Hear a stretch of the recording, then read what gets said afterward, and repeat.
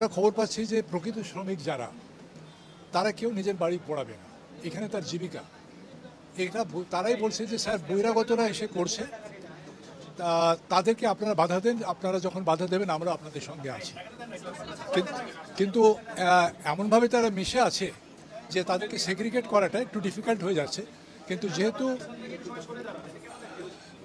প্রকৃত শ্রমিকরা এই ধরনের কোনো বিশৃঙ্খলা তৈরি করছে না, কারণ ওইটাই যে যেখানে তার জীবিকা সেখানে সে নষ্ট করবে না। এবং এটা লক্ষ্য করে থাকবেন যে যেগুলো আমাদের ভাইব্রেন্ট ইন্ডাস্ট্রি, কুমিল্লাতে প্রাণকে জ্বালিয়ে দেওয়া হলো। প্রাণে তো কোনোদিন শ্রমিক বিশৃঙ্খলা ছিল না, কিন্তু প্রাণ যেহেতু দিনকে দিন বিশ্ব ছেয়ে ফেলছে, তাহলে এটা যদি নষ্ট হয়, বাংলাদেশে ফরেন কারেন্সি আর্নিং বন্ধ হয়ে যাবে, লোকাল ইন্ডাস্ট্রি নষ্ট হয়ে যাবে, তাহলে আমাদের কার লাভ হবে? তো এই যে বলা চিন্তা করে আমাদের এখন আগাতে হচ্ছে যে শ্রমিকরা এখানে কোনো ধরনের ডিস্টারবেন্স করছে না, কিন্তু যারা করছে তারা অধিকাংশ বহিরাগত। ওদেরকে কীভাবে মোকাবিলা করা যায়, এবং তার জন্য আমাদের একটু টাফ হতে হবে, আমাদের একটু শক্ত হতে হবে।